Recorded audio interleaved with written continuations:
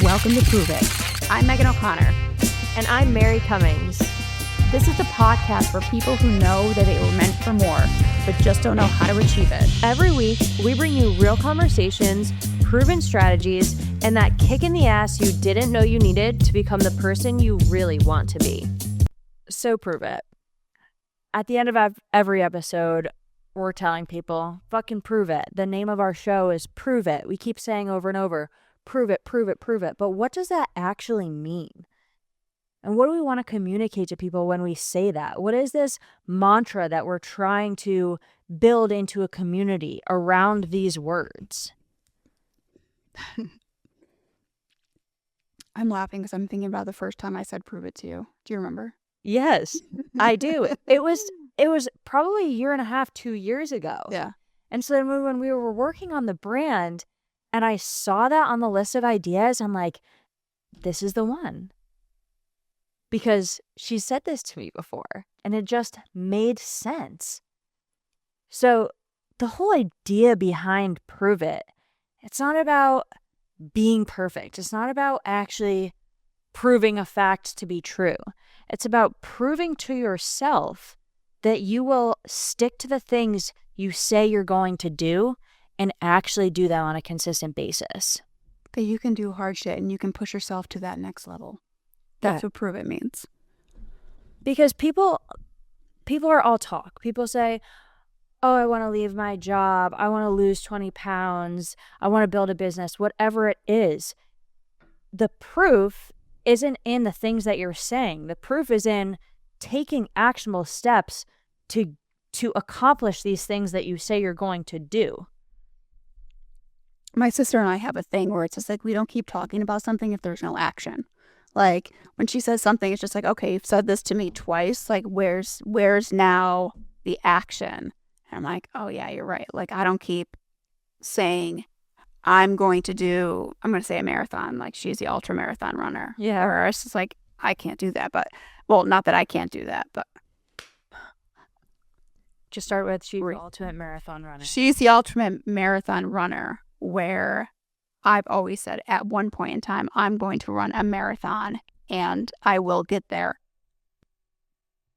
soon. And she's like, until I see you outside running. She's like, prove it. I'm like, I got to do it. I'm like, I've ran 8 half marathons and that's my next place to be. But my point is when you say something out loud multiple times and there's no action to your words, it's just empty. Especially when you're saying it to someone that is going to hold you accountable, like your sister or like... It's exhausting. Yeah. Just shut the fuck up and do it. Yeah. What are you doing to prove it? What actual steps are you taking? And so if you find yourself in this space and you keep saying, I'm going to do this, I'm going to do that, take an audit of your life. Oh, last 3 months. Last 3 months, 90 days. What did you do to move the needle towards whatever that thing that you said you were going to do? So I like to do it financially. Mm-hmm. So it's like, what are my financial goals? Where am I trying to be? Right? Everybody should have like spending less money, working towards something, financial audit, Saving, goals, saying, yeah. And then health-wise. health goals. I feel like everybody has health goals. Whether it's Eating healthier, moving the body, waking up earlier, doing something. something. Last 3 months. What did I do in the last 3 months? Or what? Yeah. Where did I go? What's the last 3 months? What did I do? Business. Where's my business going? What have I been doing in the last 90 days to get me to that place? If the needle hasn't grown in any of those places, looking back and auditing and all of those things in the last 90 days, you're going to see why. And you're not proving it. You're not proving it to yourself, and you're sure as hell not proving it to others that you say you're going to do, or that you're going to do what you say you're going to do. And that is whether it's business or personal, one thing that I have in my head is, if you say you're going to do something, fucking do it. Don't just keep talking about it. You just become that person. It's just like... And if you're not going to do it, don't say it. Stop talking about it. I love that rule that you and your sister have. That's great. She's the person because she's the doer. She Right. is, I mean, we both obviously have that in us, but when she says she's going to do something, I know that she's going to do it. She does it Right? quick. And she does it quick. And I mean, we both have that mindset, but I know when I say something out loud to her, and I'm going to say it out loud to her many times, it's just like, why do you keep saying it to me If you're not doing if you're not doing it? Yep. But- And you got to start somewhere. So for me, my prove it in business is something I can't say that I have been doing it because I just discovered that I needed to be doing it actually yesterday. So in business, everybody talks about the 80-20 principle. What is the 80% of things that you're doing with your time that aren't actually moving the needle forward? And what is the 20% of things that you're doing with your time that do move the needle forward, and that you need to focus on your 20%? So this is something that you learn over and over as you're going through business coaching, training, whatnot.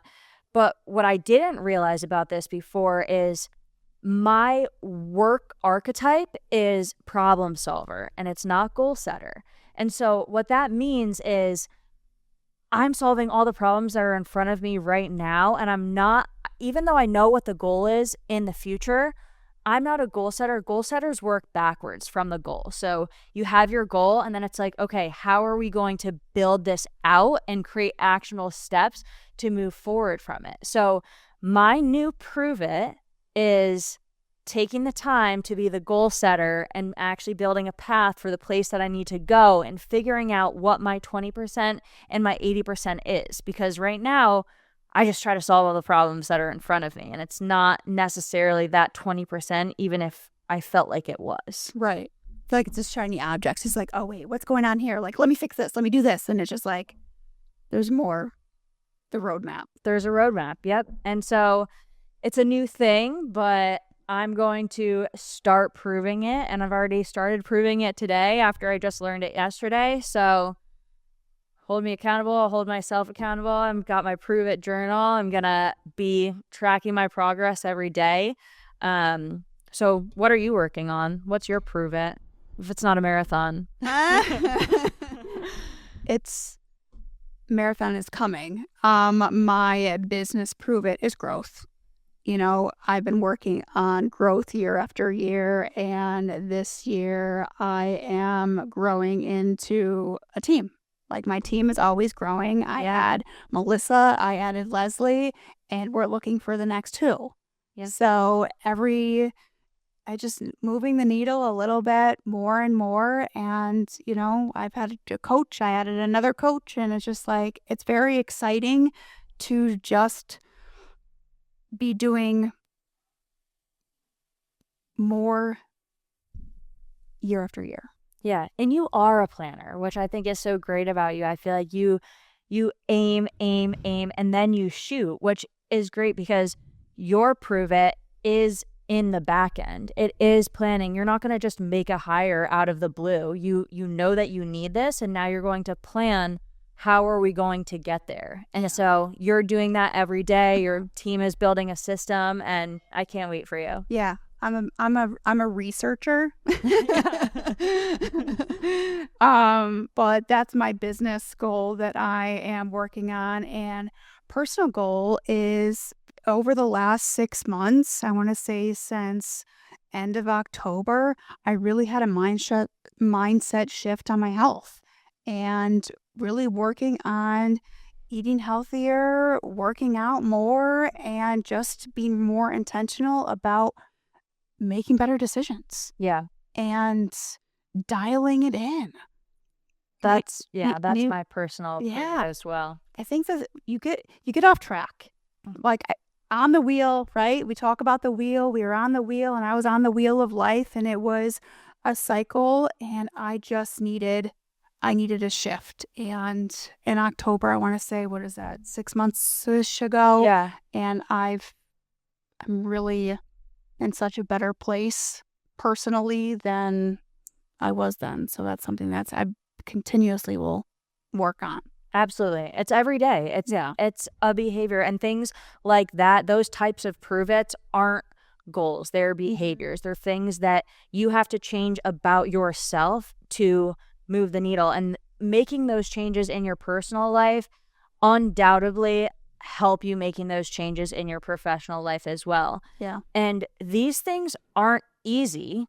No. And I remember when I first met you, you said, I'll never have a team. That's just not who I am. So the fact that you are getting to that place makes me so happy for you. But at the same time, I know this is something that you never planned on doing. So talk about that. Like this is hard. It is hard. And you know, in another episode we talk about, and it was more about a limiting belief, right? I used to be in a toxic environment, and I never knew how a team can look. And I personally haven't seen a team in the way that I would have a team. And it took me, as I said before, I'm a researcher, right? How am I going to do it? And how am I going to do it in my way? And it took me a while to really navigate and what that looks like. And I'm a visual person as well. And I have the vision now.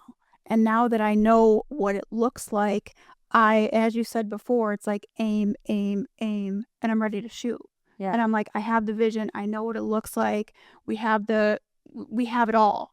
And I'm so excited about now where we're going. And before, when I said I didn't have a team, it was just I didn't have the vision, and I didn't know what it looked like, because everybody else that's doing a team isn't going to look like the team that I have or I'm going to have. And for that, I'm, not saying that it's mine's just different, and that's the great thing about real estate, is that just because you're doing something and you're succeeding and you're crushing it, and mine's just going to be structured in a different way. And that's what I love about what we do. Like, everybody can do it in their own way. It's your business. We're all here to get to the same goal, but that's why people hire some people over others, because everybody has their own way of doing it. Not saying one way is right or wrong. It's just, what are your values? What are your beliefs? And how am I going to translate that into my business? Yeah. And the point of it is success rarely happens alone. Oh, I don't know anybody that succeeds alone. It happens in numbers. And I couldn't have gotten there without everybody that I have always mentioned, my team behind me, my coaches, you've helped me to get there, in our relationship, like all the people along the way and all the conversations, it's helped me in my growth and giving me the self-confidence and giving me my prove-its to myself that I'm able to. I always say, like, being responsible for somebody's livelihood is a big fucking deal. Huge. It is huge. It's like it's something that I feel so passionate about that it's a big prove it to me. My legacy, I remember Paul is my coach, and when I first met her, she said to me, "What's your big why?" And it took me, I want to say, a year, a long time to really dive into it. And it wasn't anything that was materialistic. And my mindset at that point, I thought it had to be. I didn't really understand, like, evolving past something that was like a vacation or a house or a car or a second home or whatever that may be. It was people. Yeah. It got to me to be like, people were my why, and helping change lives and helping change people in real estate the way that it's changed my life. That was my why. And it took me probably a year or two to get back to her. And I was just like, my legacy was help change lives. That when I look back, I'm like, I want to change 5 lives the way that this career has changed mine. Yeah. And that's that's like when I'm on your deathbed, it's just like, I'm going to be happy that when Megan O'Connor, what is she going to be known for? I'm like, well, she helped change my life. She helped change your life. Yeah. And that's pretty fucking cool. Yeah. It definitely is. So, like, when you talk about your prove it, it's just like, that's like where you start, and that's like moving the needle a little bit every day to get to that end piece.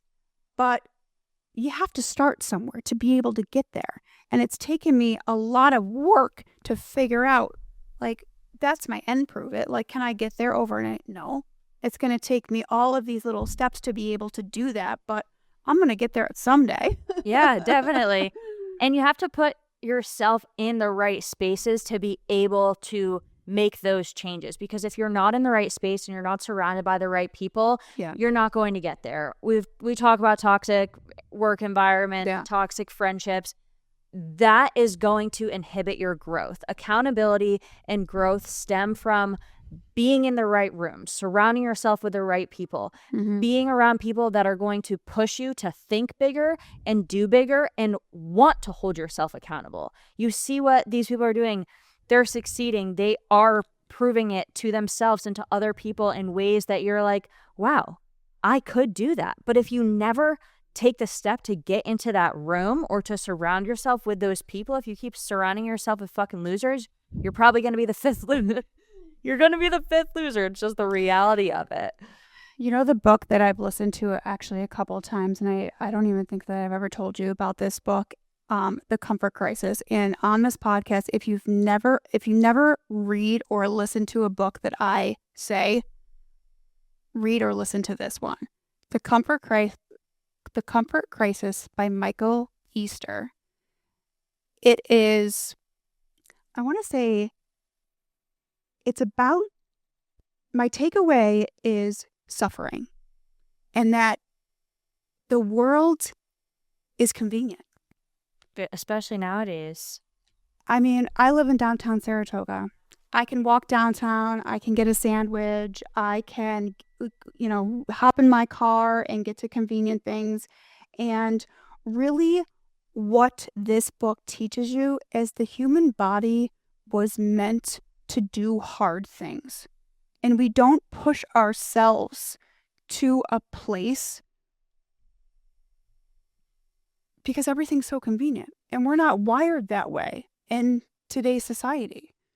Where our minds have actually been rewired to seek instant gratification. That's what social media and the way that they produce TV shows now have absolutely rewired our brains. You want to see the scrolling aspect of it. You want things to happen quickly. You want to see 100 likes come in within an hour. And that was never how our brains are supposed to be operating. You're supposed to go out and hunt and try to find your dinner, and maybe you don't eat for 2 days. It's do things to make you feel uncomfortable, because where you feel uncomfortable is where you push through growth. And even in this book, one part of it is a Misagi. Do you know what that is? Yes, I do. I learned that through the amazing Keller Williams.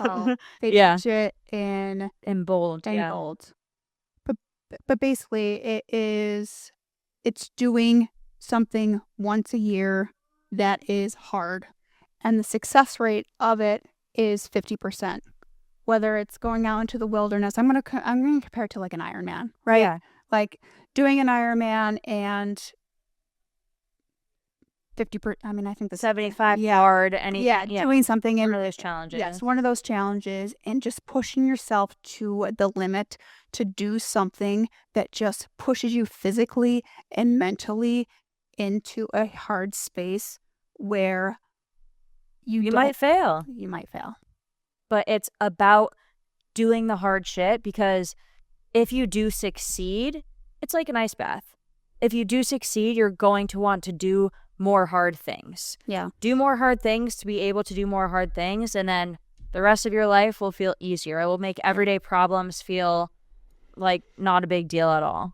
And it's not about suffering. It's about just being uncomfortable. It's about not having, oh my gosh, I'm hungry. And the second you're hungry, going into your refrigerator and grabbing a sandwich. It's just about like, props to my husband. From reading this book every single day or every single week, he does a 40-hour fast from reading this book. And it's just like, he enjoys it and it's addictive to him. I do, I'll do the eating once, I eat once a day, or like, wait, what do? I'm like, I eat one meal a day, Monday through Thursday.